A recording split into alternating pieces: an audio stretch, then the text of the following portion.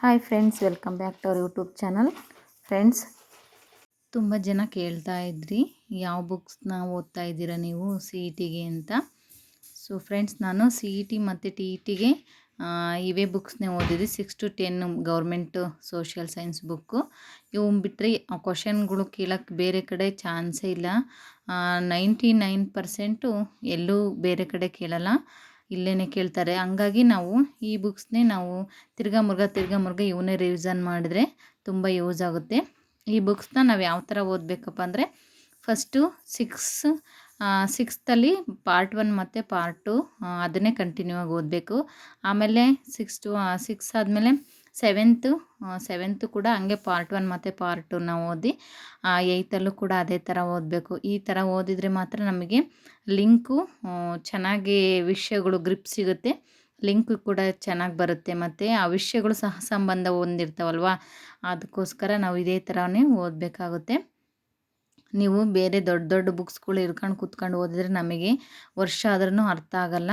So ಹಂಗಾಗಿ ಈ June July ಆಗಸ್ಟಲ್ಲಿ ಒಳಗೆ ನಮಗೆ ಸಿ ಇ ಟಿ ಕರೀತಾರೆ ಅಂತ ಹೇಳ್ತಾ ಇದ್ದಾರೆ. ಅದಕ್ಕೋಸ್ಕರ ಮತ್ತೆ ಯಾರು ಕೂಡ ಕೈ ಕಟ್ಟಿ ಕೂತ್ಕೊಳ್ಳೋದು ಬೇಡ ಅಂತ ಈ ಒಂದು ವಿಡಿಯೋನ ಹಾಕ್ತಾಯಿದ್ದೀನಿ. ನೋಡಿ, ನಾನು ಇದೇ ಥರ ಬುಕ್ಸ್ನ ಪಾಯಿಂಟರ್ ತಗೊಂಡು ಮತ್ತು ಏನಾದರೂ ಇಂಪಾರ್ಟೆಂಟ್ ಅನಿಸಿದ್ರೆ ಪೆನ್ಸಿಲ್ ಹಿಡ್ಕೊಂಡು ಅಲ್ಲಲ್ಲೇ ಸ್ವಲ್ಪ ಬರೆದ್ಬಿಟ್ಟು ನೋಟ್ಸ್ನ ಮಾಡ್ಕೊಂಡು, ಅದ್ರ ಜೊತೆಗೆ ಭಾಷಾಭ್ಯಾಸದಲ್ಲಿರುವಂತಹ ಕ್ವಶನ್ಗಳನ್ನ ಬಿಡಿಸ್ಕೊಂಡು, ಆಮೇಲೆ ಈ ಒಂದು ಚಾಪ್ಟ್ರಲ್ಲಿ ನನಗೇನು ಇಂಪಾರ್ಟೆಂಟ್ ಅನಿಸುತ್ತೆ ಲಾಸ್ಟಿಗೆ ಸ್ವಲ್ಪ ಪಾಯಿಂಟ್ಸ್ಗಳು ಮಾಡ್ಕೊಂಡು ಓದ್ತಾ ಇದ್ದೀನಿ. ಇವೇ ಬುಕ್ ಓದಿ ನೀವೆಲ್ಲೂ ಕೂಡ ಬೇರೆ ಕಡೆ ಓಡಾಡೋದು ಬೇಡ. ಇದಕ್ಕೂ ಕೆಲವೊಬ್ಬರು ಬುಕ್ಸು ಸ್ಕೂಲಲ್ಲಿ ಎಲ್ಲೂ ಸಿಗ್ತಾ ಇಲ್ಲ ಅಂತ ಹೇಳ್ತಾರೆ, ವೆಬ್ಸೈಟಲ್ಲೂ ಕೂಡ ಸಿಗುತ್ತೆ ಅಂತ ಹೇಳಿದರು. ಸೊ ಸರ್ಚ್ ಮಾಡ್ಕೊಂಡು ನೀವು ವೆಬ್ಸೈಟಲ್ಲಿ ಸಿಕ್ತು ಅಂದರೆ ಬುಕ್ಕು ಅದನ್ನು ಪ್ರಿಂಟೌಟ್ ತಗೊಂಡು ಓದ್ರಿ.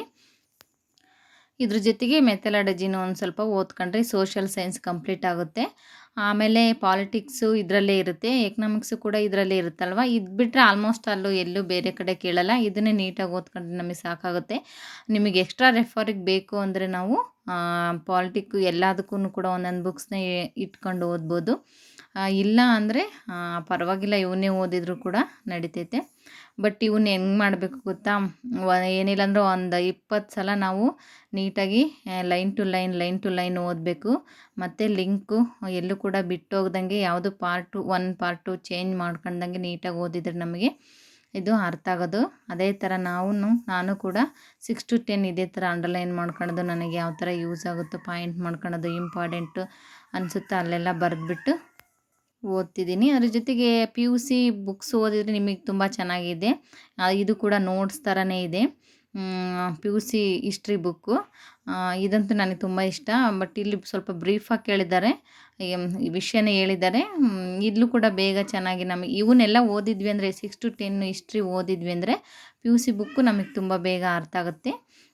ಮತ್ತು ನಾನು ಸೈಕಾಲಜಿನ ವಾಮದೇವಪ್ಪ ಅವ್ರ ಬುಕ್ನೇ ಓದ್ತಾ ಇದ್ದೀನಿ. ಇದನ್ನು ಕೂಡ ನಾನು ಎಲ್ಲೋ ಪಾಯಿಂಟರ್ ತಗೊಂಬಿಟ್ಟು ನೀಟಾಗಿ ಪಾಯಿಂಟ್ ಮಾಡ್ಕೊಂಡು ಓದಿದ್ದೆ 1-2 ಸಲ. ಮತ್ತು ಇವಾಗ ಸಿ ಇ ಟಿಗೂ ಕೂಡ ಓದಬೇಕು. ಇದನ್ನಂತೂ ಒಂದು 10 ಬಾರಿ ಓದಲೇಬೇಕಾಗುತ್ತೆ. ಇದು 50 ಮಾರ್ಕ್ಸಿಗೆ ಕೇಳೋದ್ರಿಂದ ಸೈಕಾಲಜಿ ತುಂಬ ಇಂಪಾರ್ಟೆಂಟ್ ಆಗುತ್ತೆ.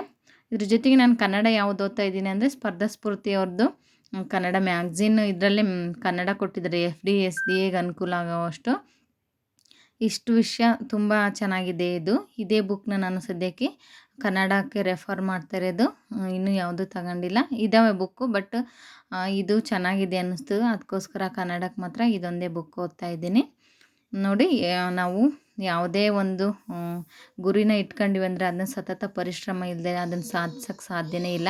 ಒಂದಿನ 2 ದಿನದಲ್ಲಿ ನಾವು ಗೌರ್ಮೆಂಟ್ ಜಾಬ್ ಪಡಿತೀವಿ ಅಂದರೆ ನಾವು ಸುಮ್ಮನೆ ಕನಸು 30 ದಿನಗಳಲ್ಲಿ 90 ದಿನಗಳಲ್ಲಿ ಅಂತ ಹೇಳ್ತಾರಲ್ವ, ಅವೆಲ್ಲ ಸಾಧ್ಯನೇ ಇಲ್ಲ. ವರ್ಷ 6 ತಿಂಗಳುಗಟ್ಟಲೆ ನಾವು ಕೂತ್ಕೊಂಡು ಪರಿಶ್ರಮ ಹಾಕಿ ಓದಲೇಬೇಕಾಗುತ್ತೆ. ಸೊ ಅದಕ್ಕೋಸ್ಕರ ಇಲ್ಲಿ ನಾನು ಪಾಲಿಟಿಕ್ಸು ಮತ್ತು ಬುಕ್ಕು ಕಾನ್ಸ್ಟಿಟ್ಯೂಷನ್ಗೆ ಮತ್ತು PS ಗಂಗಾಧರ್ ಅವರು ಮತ್ತು ಜಿಯೋಗ್ರಫಿಗೆ KM ಸುರೇಶ್ ಅವ್ರ ಬುಕ್ನ ಎಕ್ಸ್ಟ್ರಾ ರೆಫರಿಗೋಸ್ಕರ ಇಟ್ಟಿದ್ದೀನಿ, ಅವನು ಕೂಡ ಓದಬೇಕಾಗುತ್ತೆ. ಇಲ್ಲಿ ನಾನು ಕೆಲವೊಂದು ನೋಟ್ಸ್ ಮಾಡಿದ್ದೀನಿ. ತುಂಬ ಜನ ಕೇಳ್ತಾಯಿದ್ರು, ನೀವು ಕಾಮೆಂಟ್ ಮಾಡ್ತಾಯಿದ್ರ ನೋಟ್ಸ್ ಯಾವ ಥರ ಮಾಡೋದು ಅಂತ.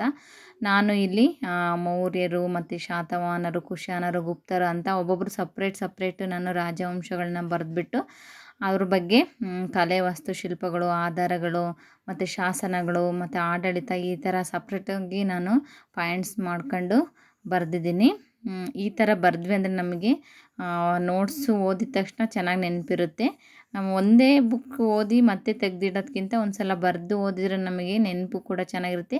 ಈಗ ಒಂದು ಸಲ ಬುಕ್ ಓದಿರ್ತೀವ ಮತ್ತೆ ಬರೆದಿರೋ ನೋಟ್ಸ್ನ ಮತ್ತೊಂದು ಸಲ ಓದ್ತೀವಲ್ವ, ಚೆನ್ನಾಗಿ ನೆನಪಿರುತ್ತೆ. ಅದಕ್ಕೋಸ್ಕರ ನಾನು ಈ ಥರ ನೋಟ್ಸ್ ಮಾಡಿದ್ದೀನಿ. ಸ್ವಲ್ಪ ಮ್ಯಾಪು, ಜಿಯೋಗ್ರಫಿ ಮತ್ತು ಅವರು ಪ್ಲೇಸ್ಗಳೆಲ್ಲ ನೋಡ್ಬೇಕಾದ್ರೆ ಮ್ಯಾಪ್ಗಳು ಕೂಡ ನೋಡ್ಕೋಬೇಕಾಗುತ್ತೆ. ಪೂರ್ವ, ಪಶ್ಚಿಮ, ವಾಯುವ್ಯ ಈ ಥರ ಎಲ್ಲ ಕಡೆನೂ ನೋಡ್ಕೊಂಡು ನಾವು ಮ್ಯಾಪೆಲ್ಲ ನೋಡ್ಕೊಂಡು ರೆಫರ್ ಮಾಡಿದಾಗ ಮಾತ್ರ ಚೆನ್ನಾಗಿ ನೆನ್ಪುಳಿತೆ. ಅದಕ್ಕೋಸ್ಕರ ನಾನು ಈ ಥರ ನೋಟ್ಸ್ ಮಾಡಿದ್ದೀನಿ. ಕೇಳ್ತಿದ್ರ ನನಗೆ ಆಗಿರಲಿಲ್ಲ ವೀಡಿಯೋ ಮಾಡೋಕ್ಕೆ.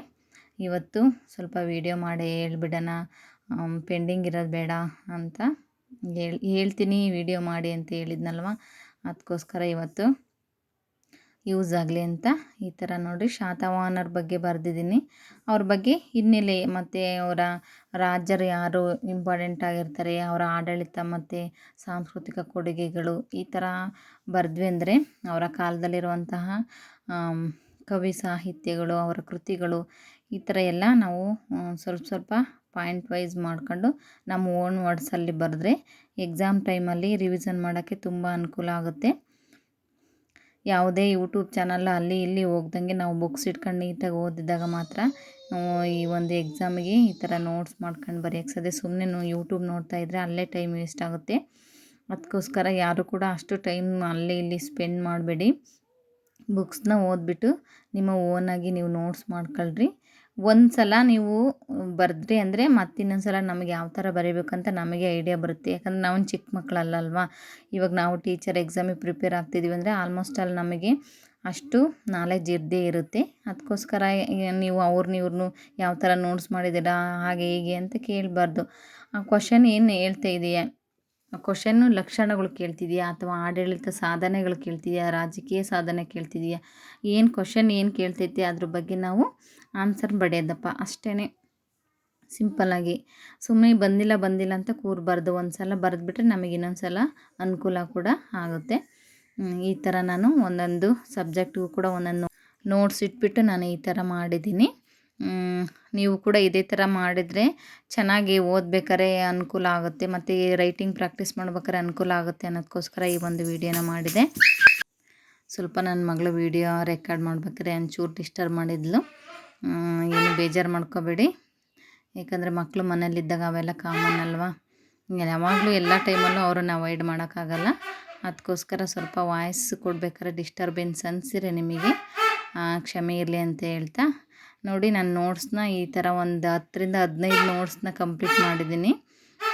ಸುಮ್ಮನೆ ಅಲ್ಲ, ನಾನು ಇಲ್ಲಿ ನಿಮಗೆ ತೋರಿಸ್ತಿದ್ದೀನಿ ಸಾಕ್ಷಿ ಸಮೇತವಾಗಿ ಸುಮ್ಮನೆ ನೋಟ್ಸ್ ಮಾಡಿದ್ದೀನಿ ಅಂತ ಹೇಳಲ್ಲ. ಯಾಕಂದರೆ ಇಷ್ಟು ನೋಟ್ಸ್ ಮಾಡಿದಾಗ ನನಗೆ ಸ್ವಲ್ಪ ಒಂದು ವಿಷಯಕ್ಕೆ ಗ್ರಿಪ್ ಸಿಕ್ತು, ಸೋಷಿಯಲ್ ಸೈನ್ಸು. ಅದಕ್ಕೋಸ್ಕರ ಇದು ಸ್ವಲ್ಪ ಬೇಗ ಅರ್ಥ ಆಗೋ ಸಬ್ಜೆಕ್ಟ್ ಅಲ್ಲ, ತುಂಬ ಈಸಿಯಾಗೋಕ್ಕಲ್ಲ. ಆದರೆ ಓದಿದ ಮೇಲೆ ತುಂಬ ಈಸಿ ಸಬ್ಜೆಕ್ಟು. ಇದರಷ್ಟು ಸ್ಕೋರು ತುಂಬ ಚೆನ್ನಾಗಿ ಮಾಡ್ಕೋಬೋದು.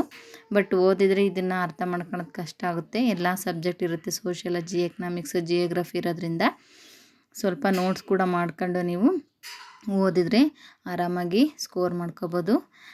ಟಿ ಆಗೋರು ಕೂಡ ಓದೋರು ಕೂಡ ಇದೇ ಥರ ನೀವು ಓದಿದ್ರಿ ಅಂದರೆ ನಿಮಗೆ CET ಕೂಡ ಯೂಸ್ ಆಗುತ್ತೆ.